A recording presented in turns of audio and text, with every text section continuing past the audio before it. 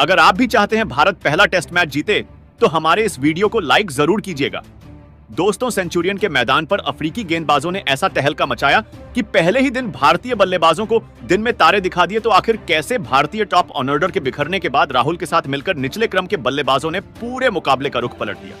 आखिर कैसे अफ्रीका को भारतीय बल्लेबाजों ने मुंह तोड़ जवाब दिया। गेंद और बल्ले के बीच हुए इस जबरदस्त घमासान में कौन किस पर हावी रहा, किस भारतीय बल्लेबाज ने किया सबसे लाजवाब प्रदर्शन, इस महामुकाबले की पूरी हाईलाइट हम आपको दिखाएंगे। लेकिन उससे पहले आपको क्या लगता है, भारत और अफ्रीका में कौन यह पहला टेस्ट मैच जीत पाएगा? कमेंट करके जरूर बताइएगा।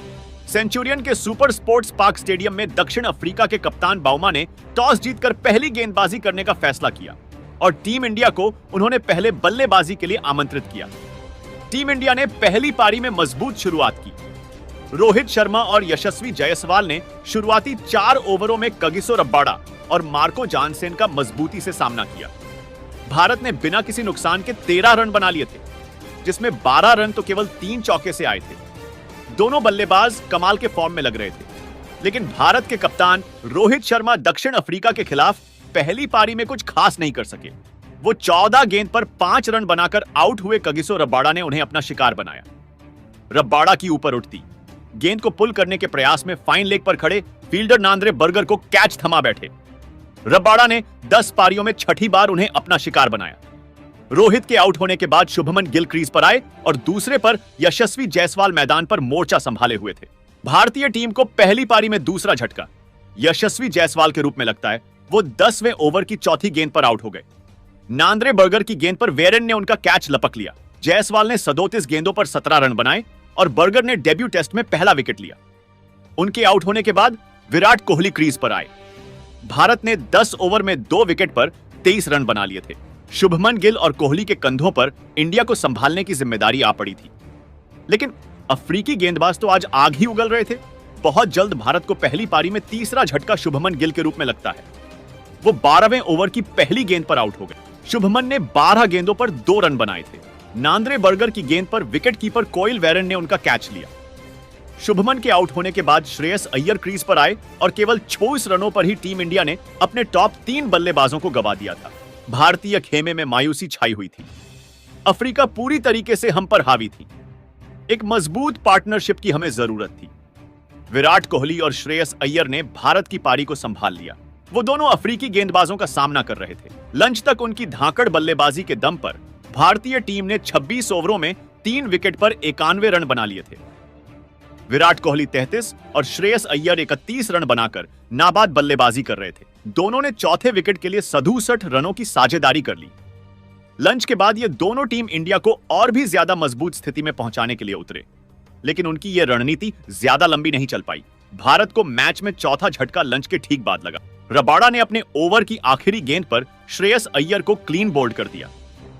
अय्यर ने 50 गेंदों पर 31 रन बनाए थे। उन्होंने चौथे विकेट के लिए विराट कोहली के साथ 68 रनों की साझेदारी की। अय्यर के आउट होने के बाद केएल राहुल क्रीज पर आते हैं। अब केएल राहुल और विराट कोहली से ही सभी को उम्मीदें थीं, लेकिन रबाडा के इरादे तो कुछ और ही थे। उन्होंने टीम इंडिया की आन बान और शान विराट कोहली को भी चलता कर भारत की कमर तोड़ दी। पारी का 31वां ओवर लेकर आए। रबड़ा की आखिरी गेंद पर कोहली विकेट कीपर वेरियन को अपना कैच थमा बैठे और पवेलियन की शोभा बढ़ाने लौट गए। इससे पहले वो कुछ कर पाते। उनके बल्ले का बाहरी किनारा लेकर सीधा गेंद विकेट कीपर के दस्तानों में चली गई और किंग कोहली सपड़ गेंदों पर 5 चौके की बदौलत 33 रन बनाकर वापस लौटे और इसी के साथ केवल 107 रनों पर टीम इंडिया ने अपने 5 बल्लेबाजों को खो दिया था। यानी कि भारत की आधी पारी खत्म हो चुकी थी। मैदान पर राहुल के साथ रविचंद्रन अश्विन अब अफ्रीकी गेंदबाजों का सामना करने आ चुके थे, लेकिन जिन गेंदबाजों के सामने रोहित कोहली जैसे बल्लेबाज नहीं टिक पाए, उनका सामना करना गेंदबाजों के बस की बात कहां थी। और ऐसा ही हुआ। रबाडा ने अपने आंधी में रविचंद्र अश्विन को भी उड़ा दिया। अश्विन ने 11 गेंदों पर 8 रन बनाकर पवेलियन लौट गए और टीम इंडिया को छठा झटका 131 रनों के स्कोर पर लग चुका था। राहुल केवल दूसरी तरफ खड़े तबाही का मंजर देख रहे थे, जहां अब उनके साथी के रूप में लॉर्ड शार्दुल ठाकुर की एंट्री हो चुकी थी, जिन्होंने आते ही खतरनाक अंदाज में चौका जोड़कर अपना खाता खोल दिया था। राहुल भी धीरे धीरे हाथ खोलने शुरू कर चुके थे। वो ज्यादा रिस्क नहीं लेना चाहते थे। उन्हें पता था कि वो टीम इंडिया की आखिरी उम्मीद है। 31 ओवरों में टीम इंडिया ने 145 रन बना लिए थे। जिस अंदाज में बल्लेबाजी ये दोनों कर रहे थे, भारतीय टीम ने आसानी से देखते ही देखते 180 रनों का आंकड़ा पार कर लिया था। लेकिन टीम इंडिया की हालत बिल्कुल भी अच्छी नहीं थी। पहले 2 सेशन कहीं ना कहीं पूरी तरीके से अफ्रीका के नाम थे। इसके बाद शार्दुल ठाकुर ने आते ही कमाल की बल्लेबाजी करनी शुरू की और आते ही एक शानदार चौका उनके बल्ले से देखने को मिला। ड्राइव के जरिए तो वहीं पर इसके बाद 31वें ओवर की चौथी गेंद पर केएल राहुल ने एक और शानदार शॉट खेला। यहां पर मार्को जॉनसन की गेंद पर कमाल की बल्लेबाजी करते हुए केएल राहुल ने गेंद को शानदार तरीके से चौके के लिए भेज दिया, बैकवर्ड पॉइंट की तरफ, और एक और शानदार चौका जड़ा। तो वहीं पर इसके बाद दोस्तों शानदार परफॉर्मेंस करते हुए केएल राहुल ने 31वें ओवर की आखिरी गेंद पर मार्को जॉनसन की गेंद पर शानदार पुल शॉट खेलते हुए गेंद को 4 रनों के लिए बाउंड्री लाइन के पार भेज दिया। उन्होंने गेंद को शानदार तरीके से मिड विकेट की तरफ चौके के लिए भेजा। तो इसके बाद दोस्तों 40वें ओवर की दूसरी गेंद पर गैलेट की गेंद पर एक शानदार शॉट ऑन ऑफ साइड में खेलने में कामयाब हुए शार्दुल ठाकुर, जहां पर कमाल का चौका उनके बल्ले से देखने को मिला। तो इसके बाद 42वें ओवर की पहली गेंद पर भी गैलेट कोटजे की गेंद पर एक और शानदार चौका शार्दुल ठाकुर ने खेला और इस बार उन्होंने फ्लिक के जरिए गेंद को शानदार तरीके से 4 रनों के लिए बाउंड्री लाइन के पार भेजा। अब कमाल की साझेदारी चल रही थी शार्दुल ठाकुर और केएल राहुल के बीच। तभी दोस्तों यहां पर 45वें ओवर की पहली गेंद पर मार्को जॉनसन की केएल राहुल के बल्ले से यह एक कमाल का अद्भुत शॉट देखने को मिला। लेकिन इसके बाद 47वें ओवर की दूसरी गेंद पर रबाड़ा ने शार्दुल ठाकुर को एल्गर के हाथों कैच कराकर पैवेलियन भेजा और भारतीय टीम को एक और झटका दे दिया। शानदार बल्लेबाजी कर रहे ठाकुर को पैवेलियन भेजकर एक बेहतरीन साझेदारी को भी उन्होंने तोड़ दिया। शार्दुल ठाकुर ने 35 गेंदों पर 24 रनों का महत्वपूर्ण योगदान दिया। इसके बाद 48 ओवर की पहली गेंद पर नांद्रे बर्गर के एक और बेहतरीन चौका केएल राहुल के बल्ले से देखने को मिला, जहां पर ऑन साइड की तरफ उन्होंने गेंद को 4 रनों के लिए भेज दिया। तो इसके बाद 41 ओवर की आखिरी गेंद पर भी एक और शानदार चौका रबाड़ा की गेंद पर केएल राहुल ने लगाया, बैकवर्ड पॉइंट की तरफ, और इसी के साथ टी का समय हो गया, जहां पर भारतीय टीम ने 50 ओवर में 178 रन बना लिए।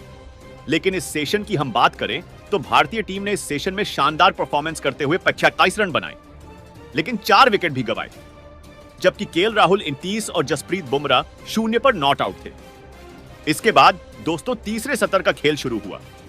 तो यहां पर शानदार बल्लेबाजी करते हुए केएल राहुल ने 52वें ओवर की 5वीं गेंद पर एक बेहतरीन चौका नांद्रे बर्गर की गेंद पर लगाया, जहां पर उन्होंने मिड विकेट की तरफ गेंद को 4 रनों के लिए बाउंड्री लाइन के पार भेजा। ओवर की आखिरी गेंद पर भी उनके बल्ले से कमाल का शॉट देखने को मिला और इस कमाल के साथ ही कमाल की बल्लेबाजी करते हुए केएल राहुल अपने बेहतरीन अर्धशतक तक पहुंचे। केएल राहुल की यह पारी भारतीय टीम के लिए संकट मोचक बनकर रही। इसके बाद दोस्तों केएल राहुल ने अर्धशतक के बाद भी शानदार परफॉर्मेंस जारी रखा। लेकिन इसी बीच 53वें ओवर की तीसरी गेंद पर भारतीय टीम को एक और झटका मार्को जॉनसन ने दिया, जब उन्होंने शानदार गेंदबाजी करते हुए जसप्रीत बुमराह को बोल्ड करके पैवेलियन भेजा। इस मुकाबले में जसप्रीत बुमराह ने 19 गेंदों का सामना करने के बाद 1 रन बनाकर पैवेलियन लौटे। वहीं पर इसके बाद दोस्तों 5 ओवर की तीसरी गेंद पर केएल राहुल ने गैलेट कोटजे की गेंद को एक बार फिर शानदार परफॉर्मेंस करते हुए बाउंड्री लाइन के पार भेजा, मिड ऑन ऑफ की तरफ। तो वहीं पर इसके बाद इसी ओवर की चौथी गेंद पर भी उनके बल्ले से एक और कमाल का चौका देखने को मिला। इस बार पुल शॉट के जरिए उन्होंने डीप मिड विकेट की तरफ गेंद को बाउंड्री लाइन के पार भेजा और एक और शानदार चौका झड़ दिया।